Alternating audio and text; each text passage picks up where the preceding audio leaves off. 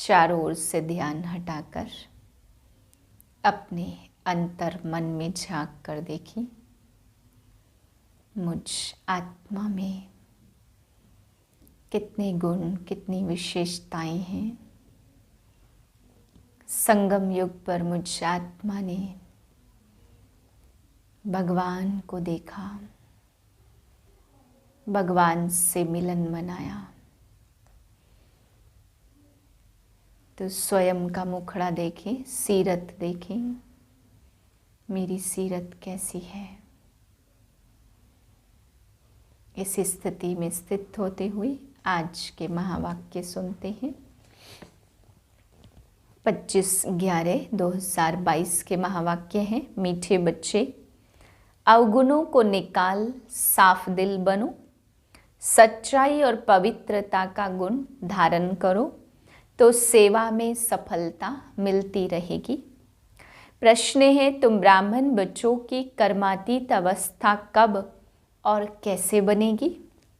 उत्तर है, जब लड़ाई का सामान पूरा तैयार हो जाएगा तब तुम सबकी कर्मातीत अवस्था नंबरवार बन जाएगी। अभी रेस चल रही है। कर्मातीत बनने के लिए पुरानी दुनिया से बुद्धि निकल जानी चाहिए। शिव बाबा जिनसे 21 जन्मों का वर्षा मिलता, उनके सिवाय दूसरा कोई याद न आए। पूरा पवित्र बनो। गीत है, मुखड़ा देख ले प्राणी जरा दर्पण में। ओम शांति। जबकि बेहद का बाप बच्चों को मिला है और बच्चों ने पहचाना है।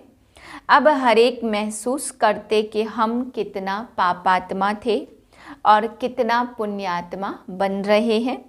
जितना जितना श्रीमत पर चलेंगे उतना जरूर बाप को फॉलो करेंगे। बच्चों के आगे एक तो यह चित्र है और देलवाड़ा मंदिर भी पूरा यादगार है। गाते भी हैं, दूर देश का रहने वाला आया देश पर आए।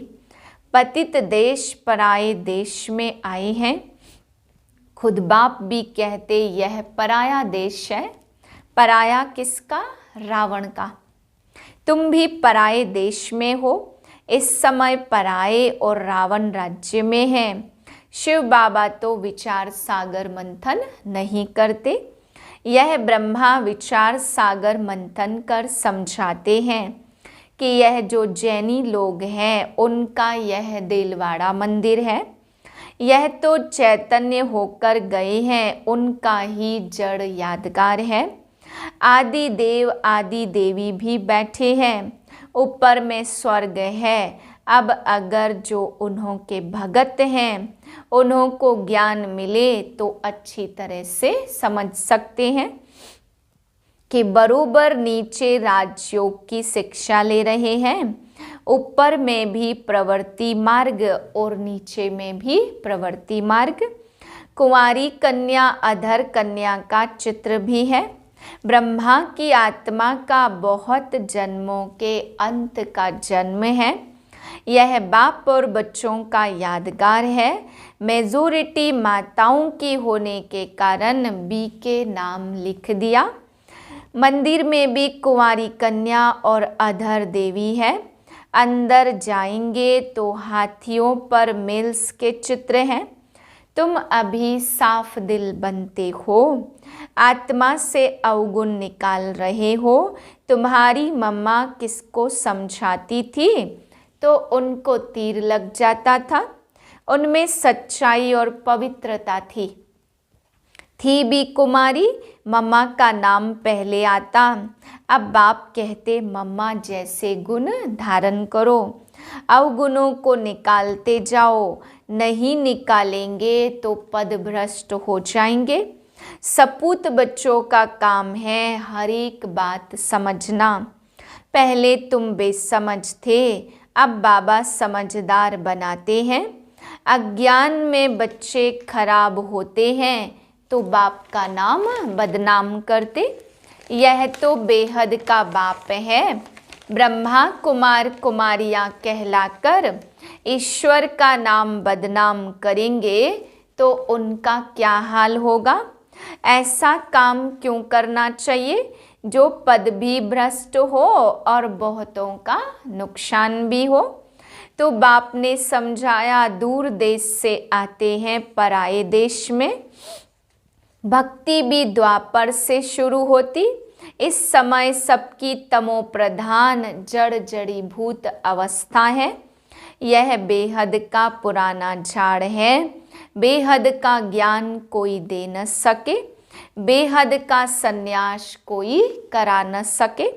वह हद का सन्यास कराते तो बेहद का बाप बेहद की पुरानी दुनिया का सन्यास करते। आत्माओं को समझाते, हे बच्चे यह पुरानी दुनिया है, तुम्हारे अब 84 जन्म पूरे हुए हैं। पहले यह निश्चय करे कि हम आत्मा अविनाशी है, नहीं तो आदमशुमारी वृद्धि को कैसे पाए।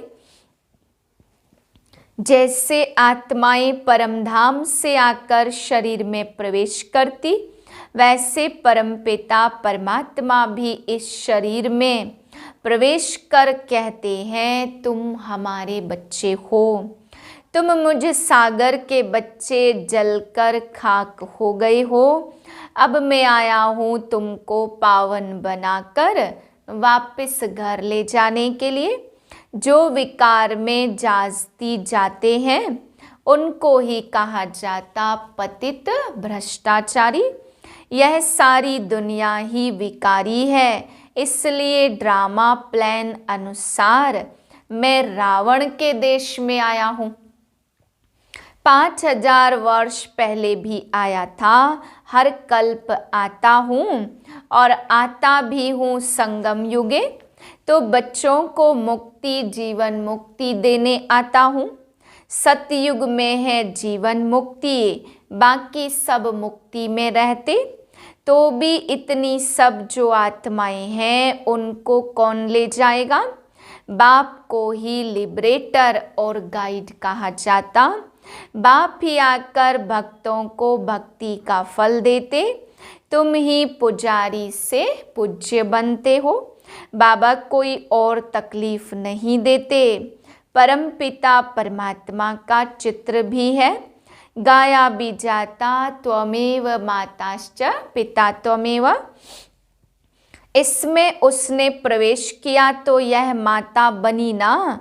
सन्यासी तो निवृत्ति मार्ग वाले हैं, अपने मुख से कहते हैं यह हमारे फॉलोअर्स है।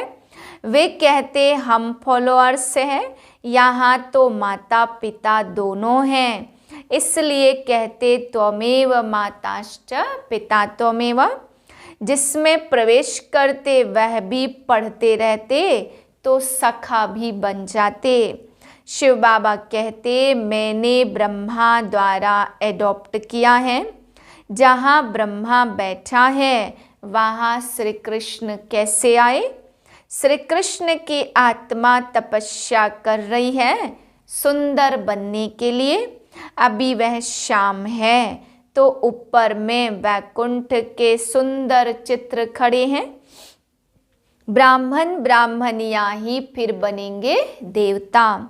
तुम्हें ऐसा बनाने वाला सबसे ऊंचा है, तो यह देलवाड़ा मंदिर भी सबसे ऊंचा है।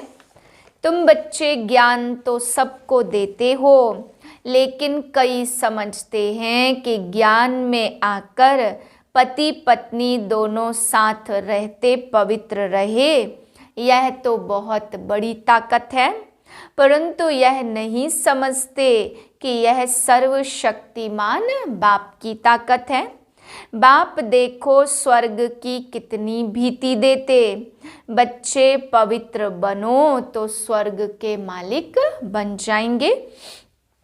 माया के तूफान तो बहुत आएंगे। बाप कहते बच्चे तुम कितना फर्स्ट क्लास थे, तुमको क्या हो गया है।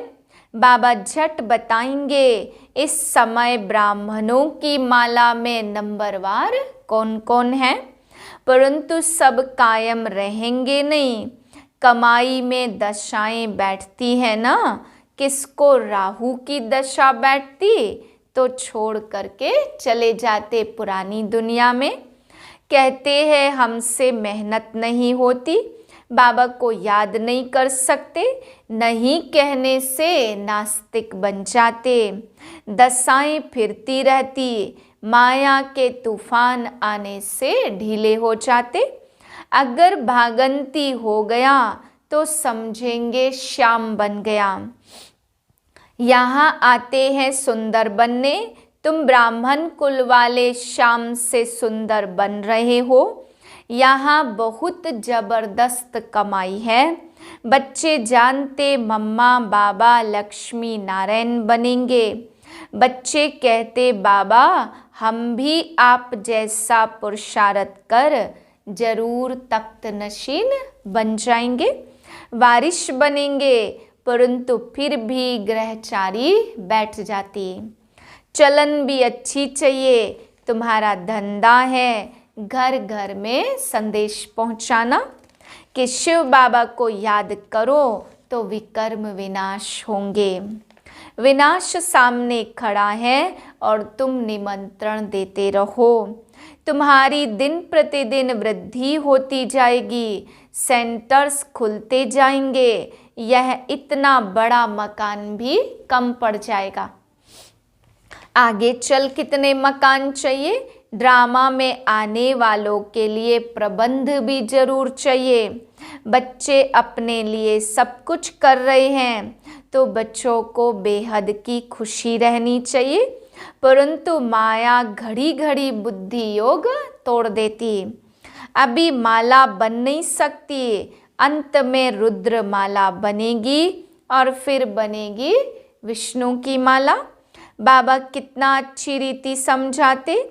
अम्बा के मंदिर के आगे भी अपना सेंटर होना चाहिए जो सबको समझाया जाए। तो अभी यह ज्ञान ज्ञानेश्वरी है, वहाँ भी भीड़ मच जाएगी। तुम सिर्फ काम करो, पैसे तो छम छम कर आ जाएंगे। ड्रामा में पहले से नूधा हुआ है, तुम 10 सेंटर खोलो, बाबा ग्राहक दे देंगे, परंतु सेंटर ही नहीं खोल सकते। कलकत्ते जैसे शहर में तो बहुत सेंटर खुलने चाहिए। हिम्मते बच्चे मददे बाप, किसको भी टच कर देंगे, काम तुमको करना है। बहुरूपी के बच्चे तुम बहुरूप धारण कर यह सर्विस कर सकते हो। कहाँ भी जाकर बहुतों का कल्याण कर सकते हो। जैनियों की भी सर्विस करनी है, बहुत अच्छे बड़े बड़े जैनी हैं, परंतु बच्चों की इतनी विशाल बुद्धि नहीं है जो सेवा करे, कुछ देह अभिमान रहता है। अच्छा, मीठे मीठे से खिलते बच्चों प्रति माता पिता बाप दादा का याद प्यार और गुड मॉर्निंग। रूहानी बाप की रूहानी बच्चों को नमस्ते। हम रूहानी बच्चों की रूहानी बाप को नमस्ते। धारणा के लिए पहली पॉइंट, बाप का बनकर माया के वश नहीं होना, कर्मातीत बनने का पुरुषार्थ करना है। बाप को भूल नास्तिक नहीं बनना है। दूसरी पॉइंट है, बुद्धि से बेहद का संन्यास करना है। बेहद खुशी में रहकर विशाल बुद्धि बन सेवा करनी है। वरदान है, दिल की समीपता द्वारा सहयोग का अधिकार प्राप्त कर उमंग उत्साह में उड़ने वाले तीव्र पुरुषार्थी भाव। जो बच्चे दूर बैठे भी सदा बाप की दिल के समीप हैं, उन्हें सहयोग का अधिकार प्राप्त है और अंत तक सहयोग मिलता रहेगा। इसलिए इस अधिकार की स्मृति से कभी भी ना तो कमज़ोर बनना, ना दिल से कष्ट बनना, ना पुरुषार्थ में साधारण पुरुषार्थी बनना। बाप कंबाइंड है, इसलिए सदा उमंग उत्साह से तीव्र पुरुषार्थी बन आगे बढ़ते रहना। कमजोरी व दिल से कष्टपन बाप के हवाले कर दो। अपने पास सिर्फ उमंग उत्साह रखो। स्लोगन है श्रीमत के कदम पर कदम रखते चलो तो संपूर्णता की मंजिल समीप आ जाएगी। मातेश्वरी जी के अनमोल महावाक्य, सतोगुणी, रजोगुणी, तमोगुणी, यह 3 शब्द कहते इसको यथार्थ समझना जरूरी है। मनुष्य समझते यह तीनों गुण इकट्ठे चलते, परंतु विवेक क्या कहता, क्या यह तीनों इकट्ठे चले आते या तीनों गुणों का पार्ट अलग अलग युग में होता। विवेक तो ऐसे कहता यह तीनों इकट्ठे नहीं चलते। जब सतयुग तो सतोगुण, द्वापर तो रजो और कलयुग तो तमो। जब सतो तो रजो तमो नहीं, जब रजो है तो सतो नहीं। यह मनुष्य ऐसे बैठकर समझ बैठे कि यह तीनों गुण इकट्ठे चलते। यह बात कहना सरासर भूल है। वह समझते जब मनुष्य सच बोलते, पाप कर्म नहीं करते तो सतोगुणी, परंतु विवेक कहता जब हम कहते सतोगुण तो इस सतोगुण का मतलब कि संपूर्ण सृष्टि सतोगुणी। बाकी ऐसे नहीं जो सच बोलता वह सतोगुणी और जो झूठ बोलता वह तमोगुणी। हाँ, कोई ऐसा समय सतयुग था जहाँ सारा संसार सतोगुणी था। इस तमोगुणी समय पर फिर सतोगुण कहाँ से आया? दूसरी पॉइंट है, इसी कलयुगी संसार को असार संसार क्यों कहते? क्योंकि इस दुनिया में कोई सार नहीं, माना कोई वस्तु में ताकत नहीं रही, अर्थात सुख शांति पवित्रता नहीं। जो इस सृष्टि पर कोई समय सुख शांति पवित्रता थी, अब वो ताकत नहीं है। इसलिए इस सृष्टि को भय का सागर अथवा कर्म बंधन का सागर कहते। इसलिए ही मनुष्य दुखी हो परमात्मा को पुकार रहे हैं। इस भव सागर से पार करो, इससे सिद्ध है जरूर कोई अभय अर्थात निर्भयता का भी संसार है जिसमें चलना चाहते। इसलिए संसार को पाप का सागर कहते, जिससे पार कर पुण्य आत्मा वाली दुनिया में चलना चाहते। तो दुनियाएं 2 है, एक तो सतयुगी सार वाली दुनिया, दूसरी है कलयुगी असार की दुनिया। दोनों दुनियाएं इस सृष्टि पर होती हैं। अच्छा, ओम शांति।